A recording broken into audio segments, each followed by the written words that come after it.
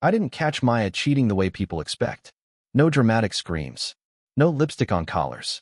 No motel parking lots at midnight. What I found was worse. It was a Tuesday night in our small town. One of those quiet evenings where nothing ever seems to happen. I'd just finished a late shift and stopped by her apartment unannounced, thinking I'd surprise her. We'd been together almost 3 years. Long enough that surprise visits didn't feel invasive. They felt normal. Her car was outside. Lights were on. Good sign, I thought. I knocked once. No answer. Tried the door, unlocked. Maya, I called. She wasn't in the living room. Or the kitchen. Her phone was on the coffee table, screen lit up. A notification banner hovered there, frozen in time, like it was waiting for me. I still feel you on my skin. From a name I didn't recognize. I shouldn't have touched the phone. I know that now. But curiosity mixed with dread is a dangerous thing. My hands moved before my brain caught up. What I saw wasn't one message. It was weeks, months, inside jokes, late-night voice notes, pictures that were never meant for me, conversations that slowly shifted from, I shouldn't to, I wanted to, I don't care anymore. I sat down on the couch, the room suddenly too quiet, my ears ringing. Then I heard her voice from the hallway. She froze when she saw me. Ethan, she said, what are you doing here? I didn't yell. I didn't cry. I didn't throw the phone. I just held it up. She knew instantly. Her shoulders dropped. I was going to tell you. That sentence ended everything. I walked out without another word. I don't even remember driving home. I just remember sitting on my bed later, staring at the wall, replaying every moment I'd ignored. Every time she was busy. Every time she turned her phone away. In a small town like ours, betrayal doesn't stay private. It leaks. It whispers. It waits. And I didn't know it yet. But Maya wasn't just cheating on me. She was about to lose far more than she thought. Because betrayal doesn't always break you. Sometimes, it introduces you to someone who teaches you how to take your power back. And that part of the story hadn't even begun. The morning after I found out, Cedar Falls looked the same as it always did. Same quiet streets. Same diner on the corner. Same people waving like nothing had happened. But for me, everything felt off, like the town had shifted half an inch to the left, and my body hadn't caught up yet. I didn't sleep that night. I lay there replaying the messages in my head, trying to pinpoint the exact moment I stopped being enough for Maya. Was it when I picked up extra shifts? When I stopped going out every weekend? Or was I just convenient until I wasn't exciting anymore? By noon, my phone started buzzing. Maya. I didn't answer. Then again. And again. Finally, a text. Please.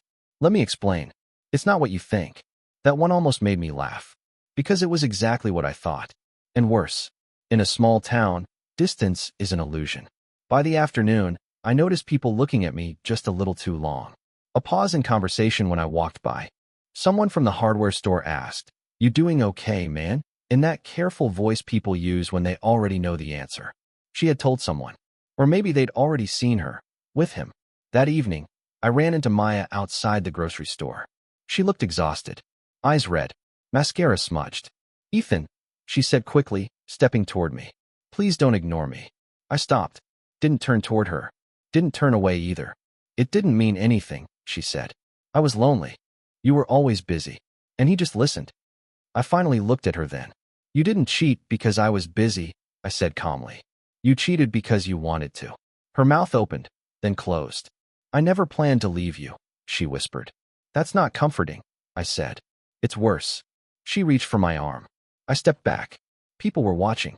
I could feel it. Windows. Cars. The quiet attention of a town that feeds on stories. "I need time," I said. "Don't contact me."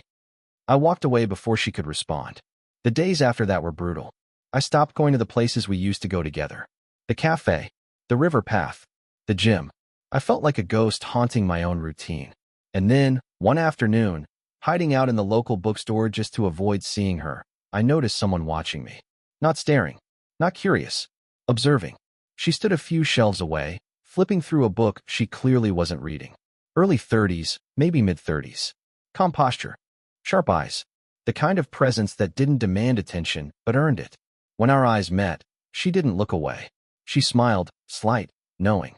"Rough week?" she asked. I blinked. "Is it that obvious?" "In a town this size," she said, closing the book. "Pain echoes." Something about her voice was steady, grounded. I didn't know her name yet. I didn't know she was about to change everything. All I knew was that for the first time since Maya, someone saw me, not as a victim, not as gossip, but as a person standing at the edge of something new. And I had no idea how much power that moment held. I didn't tell her my name right away, and she didn't ask. That alone felt strange. Most people in Cedar Falls already knew who I was, or at least who I had been up until a week ago.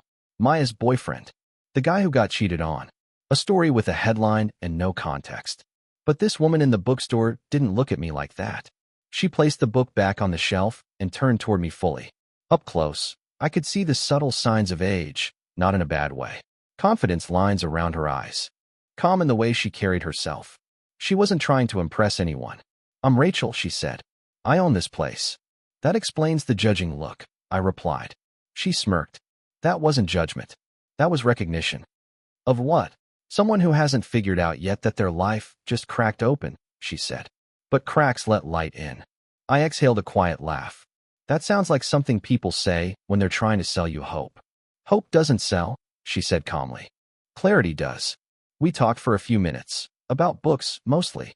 She recommended something I'd never have picked myself. No relationship advice. No sympathy. No questions about Maya. Before I left, she said, "Come by tomorrow if you want. Same time." Not a date. Not an invitation. An option. I didn't realize how much that mattered until I found myself back there the next afternoon. Rachel was behind the counter, writing something in a ledger. She glanced up and nodded, like she expected me. "Rougher day?" she asked. "Quieter," I said. "Which is worse?"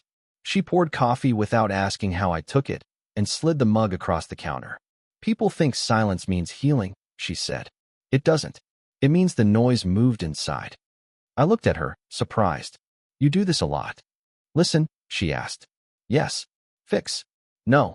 That was when I finally told her my name. Ethan. I didn't tell her about Maya in detail. Just enough. Cheating. Small town. Public fallout. Rachel listened without interruption. When I finished, she said one sentence that shifted something in me. "She didn't take your value," she said. She revealed her own. No one had said that yet. Over the next few days, the bookstore became a quiet refuge. Not escape, just distance. Rachel never pushed, never flirted, never crossed a line. But there was something there. Tension. Awareness. The kind that sits under the surface and waits. One evening, as I was leaving, she said, almost casually, "She'll try to come back." "Maya?" I asked. "Yes," Rachel said. "They always do once they feel the ground move." I frowned. "How are you so sure?" Rachel met my eyes. "Because you're about to change," she said. "And people panic when they realize they're no longer the center of someone's world." That night, my phone buzzed. "Maya, can we please talk? I think I made a terrible mistake." I stared at the screen for a long time. Then I put the phone face down. Rachel had been right. And something told me she wasn't just watching this unfold. She was already several steps ahead. I didn't reply to Maya's message. Not that night. Not the next morning. Not the day after. And that silence did something I hadn't expected. It shifted the balance. Rachel noticed it before I did. "You're calmer," she said one afternoon as I leaned against the counter in her bookstore. "Still hurt, but not spiraling." "I don't feel calm," I admitted. "I feel contained." She nodded. "That's control. People confuse it with indifference, but it's different. Indifference comes later." I watched her rearrange a stack of books, precise and unhurried. "She wants closure," Rachel continued. "But closure is a gift, and gifts are earned." The next time I saw Maya was unavoidable. Cedar Falls only had one decent gym, and she knew I went there in the evenings. She approached me between sets, pretending not to notice my headphones. "Ethan," she said softly, "please. I'm losing my mind." I removed one ear cup slowly. "You already lost me," I said. Not cruel, not loud, just factual. Her eyes filled with tears. "I never meant to hurt you." "But you did," I replied. "And now you want relief from the guilt." She reached for my hand. I stepped back. People were watching again. "I'm not here to punish you," I said. "I'm just not here for you anymore." She stood there, stunned, as I put my headphones back on and finished my workout. That night, I told Rachel about it. She looked shocked, I said, like she didn't recognize me. Rachel smiled faintly. "Good. That's it?" I asked. "Good." "That moment," she said, was the first consequence she actually felt. I hesitated. You talk about this like it's strategy. Rachel met my gaze evenly. It is, but not revenge. Alignment. She poured herself tea and leaned against the counter. You lost power because you gave it freely to someone who didn't respect it, she said. Now you're taking it back. Quietly. I swallowed.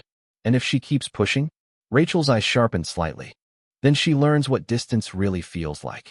Over the next week, things shifted fast. Maya stopped texting me directly, but mutual friends started checking in, asking how I was doing, mentioning her name casually, like bait. I didn't react. Instead, I found myself spending more time with Rachel. Long walks through town, conversations that moved from books to life to the patterns people repeat when they don't heal. One evening, as we walked along the river, Rachel stopped. Ethan, she said, I need to be clear about something. I turned to face her. I'm not here to save you, she continued. And I'm not a rebound. I know, I said. Good, she replied. Because what's happening here only works if it's intentional. The space between us felt charged, but controlled.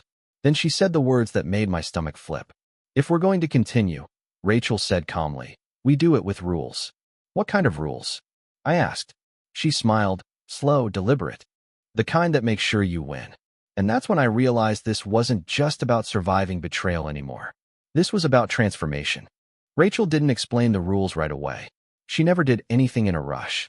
We sat on a bench by the river, the water moving slowly beside us, reflecting the soft glow of the streetlights. The silence wasn't awkward. It was intentional. Rule 1, she finally said.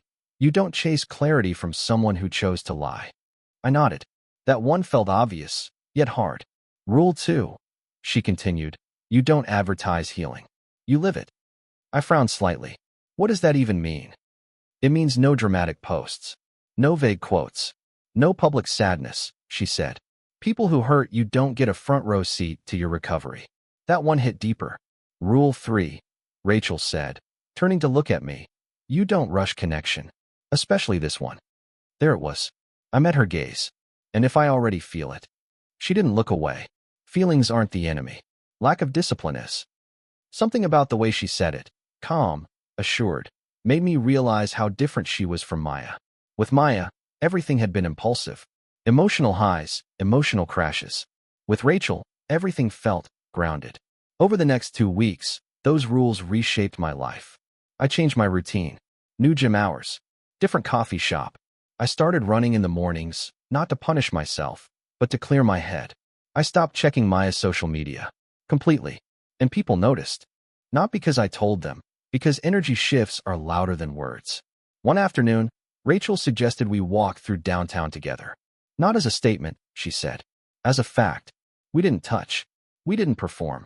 We just existed side by side, talking easily, laughing occasionally. Heads turned. Whispers followed. Rachel leaned in slightly. Small towns don't need confirmation, she murmured. They need visuals. Later that evening, my phone buzzed. Maya again. I saw you today. Are you really just moving on like this? I stared at the message. Rachel, sitting across from me, raised an eyebrow. Let me guess. I turned the phone so she could see it. She's feeling it now, Rachel said. The loss of access. What do I do? I asked. Nothing, she replied. Silence is doing all the work. That night, something shifted between Rachel and me. Not physically, emotionally. We sat closer, talked quieter. The air between us held tension, but not urgency. Before I left, she said, Ethan, if we cross that line, it won't be casual. I wouldn't want it to be, I said honestly. She smiled, but there was seriousness in her eyes. Good, because the next phase isn't about her anymore. What is it about? I asked. Rachel stood, closing the distance between us just enough to make my heart rate spike. Choice, she said, and consequences. As I walked home that night, I realized Maya's betrayal had set something in motion she couldn't stop. Not revenge fueled by anger, but something far more unsettling. Control. Maya didn't take the silence well. That became obvious fast. She stopped pretending she wanted closure and started acting like she'd lost something she assumed would always be there.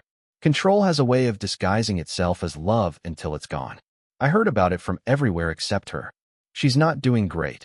A mutual friend said one afternoon, like it was casual information. She keeps asking about you. Another mentioned, pretending not to probe. I didn't respond. I didn't ask follow-up questions. I didn't even change my expression. Rachel noticed. That's the moment, she said later, pouring tea in the bookstore, when someone realizes they don't matter the way they thought they did. And that's the revenge. I asked. She shook her head. No, that's the invitation. To what? For her to unravel on her own. Rachel was careful with every step. She never told me to provoke Maya, never encouraged confrontation. Instead, she focused entirely on me, how I showed up, how I spoke, how I moved through the world. Confidence, she said, is consistency under pressure. So I stayed consistent. I went to the gym regularly, showed up calm, focused. I stopped avoiding places Maya might be, not to see her, but because avoiding is still a form of reacting. And one evening, it happened. I was leaving the gym when Maya caught up to me in the parking lot. Ethan, wait. I stopped, turned, looked at her like she was a stranger who knew my name. You're acting like I don't exist, she said, voice tight. After everything we had. I studied her for a moment. You're right, I said. You don't exist in my life anymore. Her eyes widened. That's not fair. I didn't ask for fair, I replied calmly. I asked for honesty. You chose something else. She stepped closer. Is this about her? That older woman? I didn't flinch. Rachel had warned me about this moment. You don't get to audit my healing, I said. Especially not after betraying me. That did it. She snapped. Accusations. Regret. Tears. A rush of words meant to pull me back into the emotional chaos we used to live in. And I didn't move an inch. When she finally stopped, breathing hard, I said one last thing. I hope you figure out why losing me hurts more than cheating ever did. Then I got in my car and left. That night, I told Rachel everything. She listened, then nodded slowly.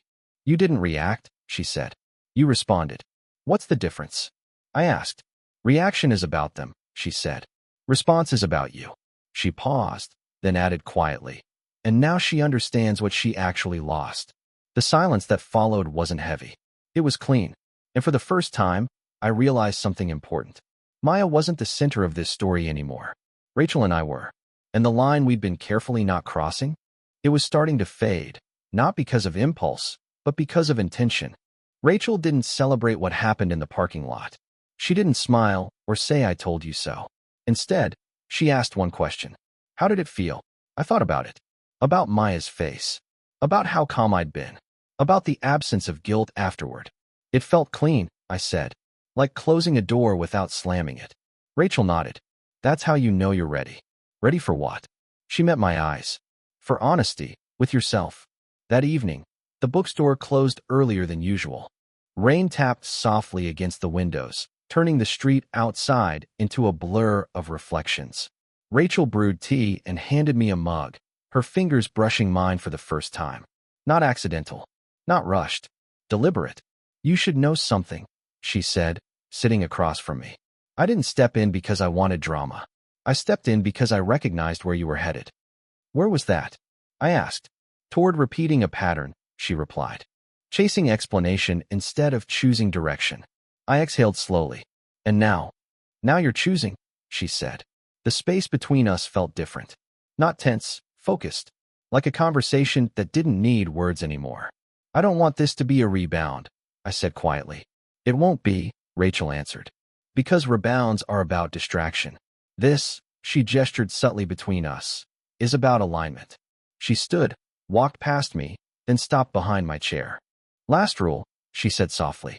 If we cross the line, we don't hide it. And we don't weaponize it. I turned my head slightly.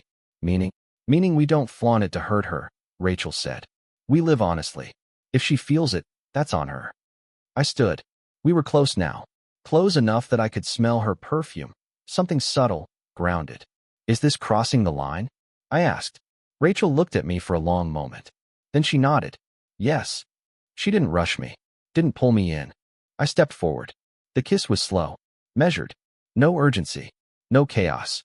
And somehow, that made it more intense than anything I'd felt before. When we pulled back, she rested her forehead against mine. This changes things, she said. I know, I replied. Outside, the rain kept falling. Inside, something settled into place. The next morning, Cedar Falls noticed. Not because we announced anything, but because secrecy has a sound in small towns, and honesty does too. Rachel and I walked through downtown together, hands not touching, but steps perfectly in sync. People looked, whispered, and somewhere behind a cafe window, I caught a glimpse of Maya watching. Not angry, not pleading, just realizing that the story she thought she controlled had ended, and a new one had begun, without her. The next few days settled into a rhythm I hadn't expected. Rachel and I weren't flaunting our connection. We weren't trying to make anyone jealous. We just existed, quietly, confidently, side by side. That alone was enough to shift the energy around us. I started noticing subtle changes in how people reacted. Friends who had treated me with pity now approached me with respect. Conversations with neighbors felt different. They listened. They noticed. I wasn't just the guy who got cheated on anymore. I was someone who had endured, grown, and carried himself differently. Rachel guided me without making it obvious. Every suggestion, new routines, subtle wardrobe tweaks, even the way I walked, was intentional. Not for show, not for revenge, but to anchor me in my own sense of worth. Then came the moment Cedar Falls would notice. Rachel suggested a small gathering at the bookstore. Nothing large, just a few friends, local artists, and people who frequented the shop. She framed it as a discussion about a new book, but I knew its real purpose. The night of the gathering, I felt a thrill I hadn't known in months. Rachel had helped me prepare, coached me to speak clearly, to listen intently, to exist fully without fear of judgment. And then I saw her, Maya. She had come without warning. Hoped, perhaps, to catch me faltering. But when our eyes met, she froze. Shock rippled across her face. I didn't move toward her. I didn't react beyond a polite nod. My presence, steady and composed, was enough. Rachel stood beside me, calm, knowing, her own confidence amplifying mine. Maya's eyes darted around the room. She realized what she had lost, not in words, but in every gesture I made. Every laugh, every nod, every calm interaction with friends spoke louder than anything she could say. By the end of the night, she left quietly, not defeated in a dramatic sense, just aware. Afterward, Rachel and I cleaned up the shop together. You see, she said, a hint of pride in her voice. You didn't need to fight. You didn't need to yell. You simply existed as someone she no longer had control over. I nodded. For the first time, I truly understood it. Revenge wasn't about chaos or punishment. It was about presence, poise, and reclaiming yourself. Rachel smiled, glancing at me. The next step is life. Yours. Fully, unapologetically, and without looking back. You'll handle it. Not because of me, but because you finally see your own strength. As we stepped out into the cool night air together, I realized the lesson Maya's betrayal had forced on me. Losing someone who doesn't respect you isn't failure. It's an opportunity. And with Rachel beside me, that opportunity had turned into something far more powerful than I could have imagined. Weeks passed, and life with Rachel began to feel natural, but also electrifying. The heartbreak over Maya became a distant ache, replaced by something I hadn't expected, clarity. I started noticing small shifts in myself. I walked taller. I spoke with more confidence. People reacted differently. Friends, neighbors, even strangers treated me with subtle respect, as if they could sense I had reclaimed my own power. Rachel never pushed me. She never forced intimacy or connection. We spent afternoons in her bookstore, evenings walking the quiet streets, and nights talking about life, patterns, and human behavior. Her presence was grounding, almost hypnotic in its steadiness. Then came a pivotal evening, a local art gallery opening. Small, cozy, filled with familiar faces. Rachel and I walked in side by side. I noticed the subtle stares, the quiet whispers. People recognized change. And then I saw her, Maya. She had clearly arrived hoping to provoke a reaction. But I didn't flinch. I didn't falter. Every glance she cast my way was met with calm assurance. Rachel walked with me, relaxed, radiant, and entirely unbothered by the tension. Maya didn't approach. She lingered, watching from the corner, unsure of what she wanted, or expecting me to react. But I didn't give her anything. By the time the gallery emptied, she left quietly. No confrontation, no explanations, only the realization that she no longer had a place in my life. Walking home with Rachel, I felt a profound sense of satisfaction, not at her discomfort, but at my own transformation. I had survived betrayal. I had reclaimed my identity. I had learned to hold power without aggression, confidence without arrogance.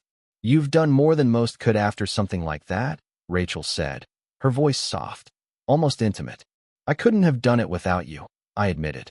"You had it in you all along," she replied. "I just helped you see it." That night, as I lay in bed, I reflected on the journey. Betrayal had forced me to confront pain, humiliation, and uncertainty. But Rachel had taught me to transform those emotions into strategy, awareness, and ultimately, liberation. Maya had shown me what hurt felt like. Rachel showed me what strength felt like. And as I drifted to sleep, I realized this wasn't about revenge anymore. It was about living fully, intentionally, and unapologetically. For the first time in months, I felt truly free. It all came together one crisp evening in Cedar Falls. The sun had just set, casting long shadows over Main Street, and the town carried that quiet, small-town magic. Streetlights flickering, distant traffic humming softly, and the scent of coffee and baked goods drifting from the shops. Rachel and I walked side by side, not holding hands, not making a show, just existing together. And yet, there was electricity in the simplicity of it. We stopped at the corner where the local cafe met the bookstore. I saw familiar faces, neighbors, friends, casual acquaintances, all of whom had observed my transformation over the past weeks. I was no longer Ethan, the boy heartbroken by betrayal. I was Ethan, the man who had endured, learned, and reclaimed himself. Rachel gave me a look, pride and warmth in equal measure, and whispered, "Ready?" I nodded. Inside the cafe, Maya sat near the entrance with a friend, oblivious to how much had changed. Her eyes widened when she saw me. Shock, confusion, recognition. She realized, all at once, that the version of me she once controlled was gone. Rachel and I moved confidently through the crowd, exchanging polite greetings and casual laughter. I didn't react to Maya's silent stare. I simply existed as someone whole, self-assured, and unshakable. Her power over me had dissolved, quietly, without confrontation. By the time she left, shoulders slumped and eyes downcast, I felt no triumph, only clarity. Betrayal had introduced me to pain, but it had also led me to Rachel, to wisdom, and to the realization that my life belonged to me. As we stepped outside into the crisp night air, Rachel spoke softly. "You reclaimed yourself. That's all you ever needed." I exhaled, letting the weight of the past months lift. "We did it," I corrected. "You already had it," she said. "I just reminded you." We walked along the river, the reflections of the town lights dancing across the water. Peace settled into me in a way it hadn't since Maya's betrayal. The lessons had been hard, the journey long, but I felt powerful, present, and ready. Maya would always be a memory, a lesson in what it means to lose respect and trust. But Rachel was real, present, and grounding. She had helped me navigate pain, reclaim control, and embrace growth. As the night deepened, I realized this wasn't an ending. It was a beginning, a life rebuilt, guided by awareness, confidence, and a connection I had never anticipated but now valued deeply. I took a deep breath. For the first time in months, I felt freedom. And with Rachel by my side, I knew I could face whatever came next.